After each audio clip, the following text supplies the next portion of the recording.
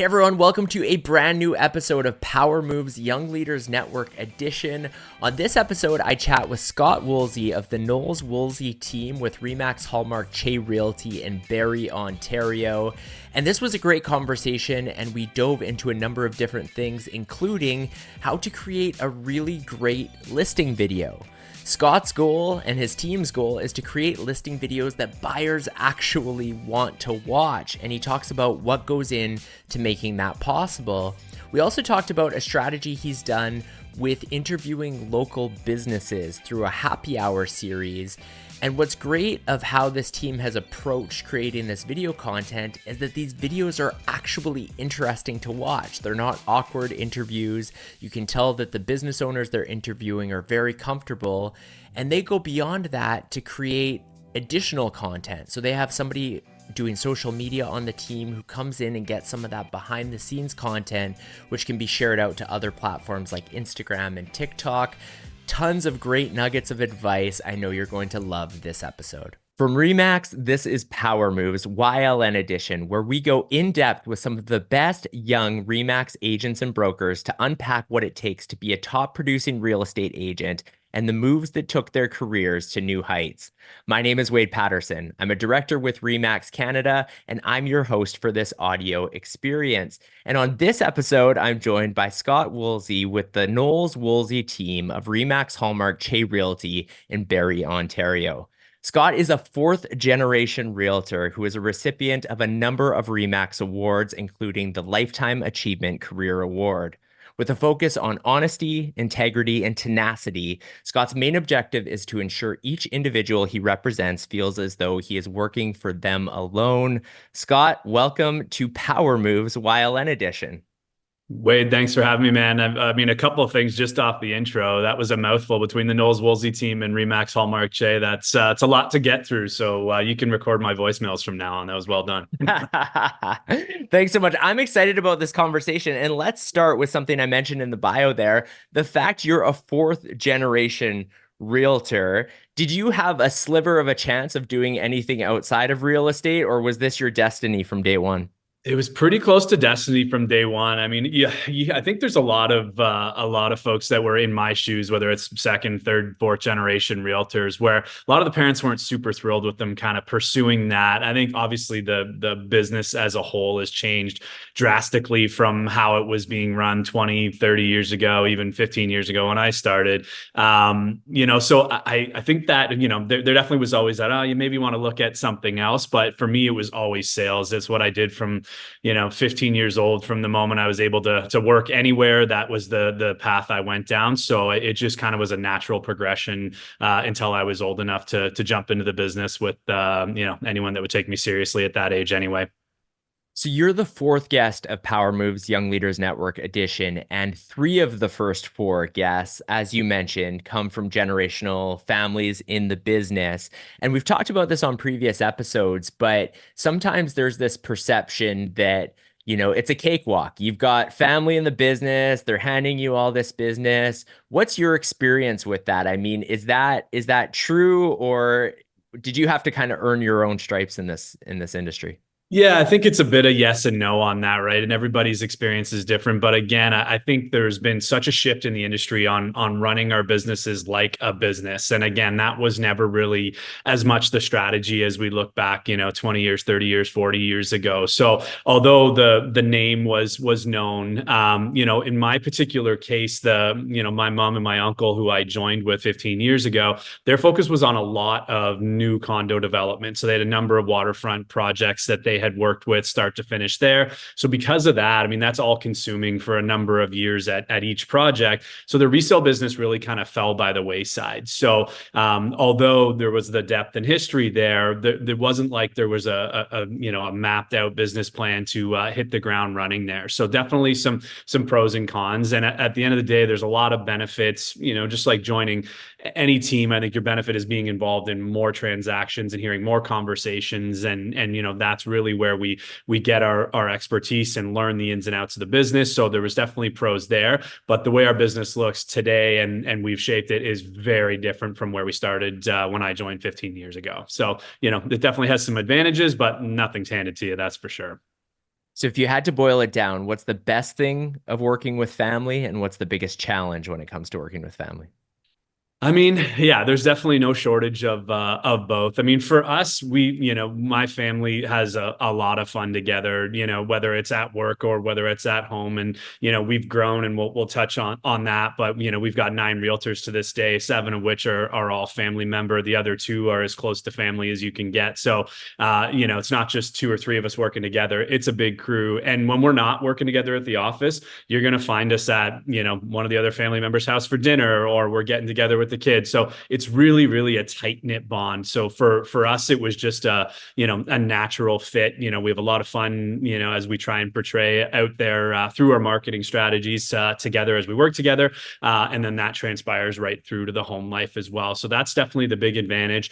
The disadvantage, or where I can see where things can sometimes get off the rails, is it really comes down to communication and ensuring that everybody has a specific lane. You can't have everybody trying to do the same thing, or naturally you're going to have some butting of the heads a little bit. And so that's worked, some of it purposefully, other just by osmosis, as far as each one of us kind of having a specific lane that we run in, and that's where our strengths are. So it really allows us to be pretty well-rounded as a group. Well, one of your strengths, Scott, is when it comes to video. And I love within your, or I should say, the Knowles Woolsey Team YouTube channel, there's this pinned video there, basically, when you go to the profile, and it talks about the fact that you have this custom marketing approach to each video that you do, each listing video, and you create videos that buyers actually want to watch. So what goes into that? How do you make a video that a buyer will actually want to watch? Yeah, that was really our kind of jump start into, creating a uniqueness and having our personality and, our vibe coming through in our marketing, was through this listing aspect. And we looked at all the different ways we can try and generate clients and retain clients and win listing appointments. And video was the glaringly obvious option as things have transpired over the last 5 or 7 years in that department. And I looked at the listing videos that were happening out there in the market, and it was just, it was painful if they were happening at all. It was either a slideshow of photos that you had just gone through, or it was just, slow video and bad music. And just, it was difficult even as an agent to get through them with a client that was interested in that house, not to mention the consumer. So we, through some motivation again, and I had mentioned earlier, the real estate business is just, on fire these days with some great content out there, and a tremendous amount of ideas and motivation out there. So it was another REMAX team out of Ottawa, the REMAX Boardwalk group, that's just done an awesome job. And that was kind of our initial aha moment, was like, hey, I think we can really elevate these listing videos. So we chose that route for a number of reasons. Number one, it allowed us to kind of show off the homes in an effective manner. It allowed us to grab the buyer's attention and almost engage with them, but then also keep their attention through and through. If you look at the average listing video, most people don't get through the first 30 seconds, or they're skipping through to try and get further in the home. With ours, the view rate and the watch rate gets substantially further, because we're continuously teasing things to come in that home, or trying to keep their attention, whether it's through a little bit of humor and having fun with it. The key is to keep them engaged. So that worked incredibly well for us. It's been a grind. It's not easy being on camera on these things and getting through it. Some days are a lot easier than others, but it's end up, fast forward 5 or 6 years since we've been doing it that way. It's easily the biggest pillar of our business as far as new business and retaining new business as well. Yeah, so I want to dive a little bit deeper into what it takes to produce these types of videos, and then maybe we can talk about the results and whether it's worth the effort from what you've seen tangibly. But first part is what goes into it. So do you have a full-time videographer that you work with? Is that somebody who's learned a skill set within your team that's doing the video? Like how do you put these quality videos together? Yeah, so we outsource all of our video tour stuff to a company that's local here, and this has been a back and forth conversation that we have about 2 or 3 times a year as a team is like, okay, do we bring somebody in-house to do this or do we not? And we've really found a good balance now, which is, all of the stuff that we do is shot in 4K. The quality in which it's shot, the quality of the editing, the audio, that all carries a lot of importance. Like we want it to look like this is a full-on production for the listings that we're representing. And to do that in-house was just too difficult. We can list 5 or 7 homes a week in a busier time. So, for us to have one person in-house that's going to shoot this stuff, edit this stuff, and then push it out, it just wasn't realistic. So we've got a really close relationship with a local team here that we have the same shooter that does all of our stuff and the same editor that edits all our stuff. But it just allows us to kind of ebb and flow with the market. We're not, employing somebody full time.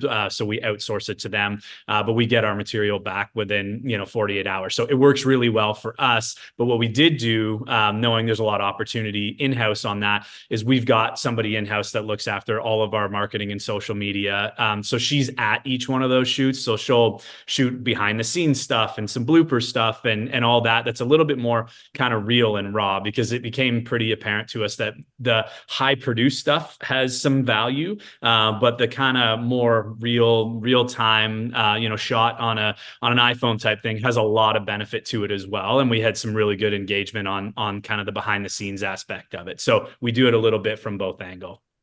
That's such a smart strategy. And then, so you had mentioned earlier that in terms of tangible results, you can see things like how long the audience is viewing these videos. So obviously there's more attention, but in terms of business, like, are you winning business because these videos are on the next level, or have you seen those types of results? Yeah, I mean, the results are in a lot of different pillars, to be quite honest, and we'll sort of touch on them in a few spots as we go through. I'm sure the most notable one is just general feedback as we're kind of out in the public, right? We'll get people to be like, "Hey, love your guys' videos," that sort of thing is any open houses we run, people are walking in, they feel like they already know you. They feel like they already trust you. You've already walked them through this house, 6 or 7 times before they got there. So there's that kind of familiarity that you have with somebody that's a stranger to you, but you're not to them. And in our business, that's a really big step in the right direction. So that was really cool to see. From there, it's listing presentations is our biggest, the biggest pro that way. We're very successful on each appointment that we go. We're out of Barrie, Ontario, and this is one of the most competitive markets across the country, with some giant mega teams that are out of this space and just some other really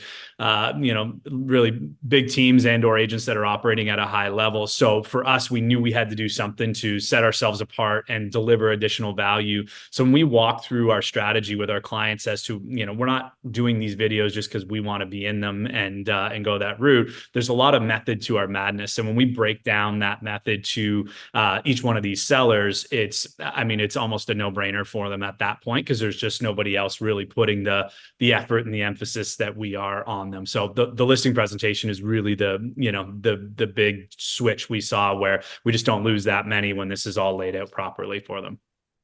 Another type of video you're doing are these happy hour videos, which is so smart. This is something I've talked about before in some of my training presentations for brokers and agents, of this idea of interviewing local businesses, because one, it's interesting content. You're learning more about a local business that could be searchable on, whether it's YouTube or social media. But the second is that you have this opportunity to hack into their audience a little bit, because a lot of these businesses will already have significant followings. And so now it's you, the real estate agent, potentially getting in front of their audience if they're sharing out that content as well. But I'm curious for you, like, what inspired this happy hour content? My understanding from what I saw on YouTube is that maybe you were doing it for a bit and then you relaunched it. But can you just explain to the audience, what is this content that you're doing? Yeah, for us, we knew we wanted to engage that local business community. My team, we're a social group. So we're out at restaurants and we're out at bars and we're out at, different entertainment venues, things like that. So we, it was a big part of, the scene that we were involved in to begin with. So, we really wanted to put that on a bit of a pedestal and make sure that whether, Barrie is a community that's seen a tremendous amount of growth over, the last 10-year time frame here. You put COVID in that mix, and it really became a big hub for a lot of people, migrating out of the GTA and Toronto into kind of a little bit more of a smaller community, a little bit more home, a little bit more property, a little bit less money was a good equation. So it was a lot of new people here, and we wanted to ensure we were kind of, elevating and shouting off the rooftop about some of the amazing establishments and local businesses that we had here. So it was kind of a passion project, to be honest, out of the gate. I mean, we just, loved being there and kind of highlighting the different aspects of the businesses. So we started putting those together, almost just, for fun, not really thinking there'd be much on the business side of it. But then these businesses really latched onto it, and we had them reaching out to us and them wanting to get involved. And so it really kind of steamrolled. Now, unfortunately, COVID put the brakes on that for quite a while. So we did have to pause during that period. And now we're back up and running them again. But something kind of cool happened during that COVID period, which was obviously Instagram has come out with the option to collaborate now on any given posts that we do. So that piece of the puzzle, since we've been doing it, has been huge for us and for our following and for the exposure of these videos, because we're now, as you mentioned, before they might share that video, you might see a bit of the exposure to their audience, but now they're eager to collaborate with us, and now we're getting full access to that audience. So that was just kind of by osmosis, we stumbled into that one being a big advantage for us. What you've done such a good job of is these aren't awkward interviews. And I say that because I've seen other agents who have tried to do this, interviewing local businesses, and it's tough for anyone who's starting to do these types of interviews, but it just, especially getting the business owner to feel comfortable, because maybe that's something that they're not used to doing. Well, maybe the agent has done some of these videos, they're comfortable, but it's tough making both parties comfortable. And I'm curious how you achieve that. One, I think it's probably a credit to you and whoever on your team's also part of that video and just kind of your demeanor in general. But I also noticed you have kind of several cameras shooting it as well, which maybe helps as well. But can you talk about, like, is that something you're being mindful of trying to make this a relaxed kind of conversation? Or what's your strategy for making these videos enjoyable to watch? Yeah, I mean, there's a few elements to it, because you're right. It's probably the biggest objection that we get is like, I'm not comfortable being on camera. I don't really want to, how am I going to sound? How am I going to look? The same old things that we struggle with day in and day out. So it's just, so a couple of things. Number one is we always have two people from our team that are there. I always try and offset it as often as I can, depending on who we're meeting with a male and a female option that are there as well. Because I think that can really change the way people feel and how the conversation flows on that side of it. So that's been a really good tool for us, as well as having that kind of well-rounded team from different ages, different demographics, that sort of thing. So we can kind of handpick the right people there to try and help add that level of comfort. A lot of the stuff we do, not all, but a good chunk are kind of, whether it's local restaurants or local bars, that sort of thing. So having a drink or two with the owner certainly gets everybody a little bit more relaxed from that side of it as well. So that can sometimes help. But I think at the end of the day, everyone's always nervous, and we give them the cues, guys, we can cut this at any time. We can adjust this at any time. But 9 times out of 10, once we start sitting down and having just that general conversation with them, it all happens in one take. And they're like, oh my God, that was it. And I'm like, yeah, that's it. And it turns out really good. So it's just about getting that conversation going and try and create a relaxed environment. And all of a sudden everybody starts flowing, which is good. How about for you personally? You seem very natural on camera, but was that ever a challenge for you? Do you get nervous before creating these pieces of content? I mean, it's a challenge every day still, to be honest with you. I mean, it's you definitely get used to it and you get comfortable with it, and you've got certain aspects that get a little bit easier. But yeah, to this day, I still get a little bit nervous heading to each one of those shoots, or even our listing video shoots. It can seem daunting at times. But one thing I find is once we're settled in and we're having those conversations, or we're rolling a little bit better, you kind of find that groove and it gets a lot more comfortable, and you end up having a ton of fun doing it. So it works well, even if it's difficult to get the first action underway. Scott, let's shift gears a little bit and talk about repeat and referral business, because I know that's kind of a major focus for your team. What percentage of your business is repeat and referral, and how do you kind of cultivate those relationships?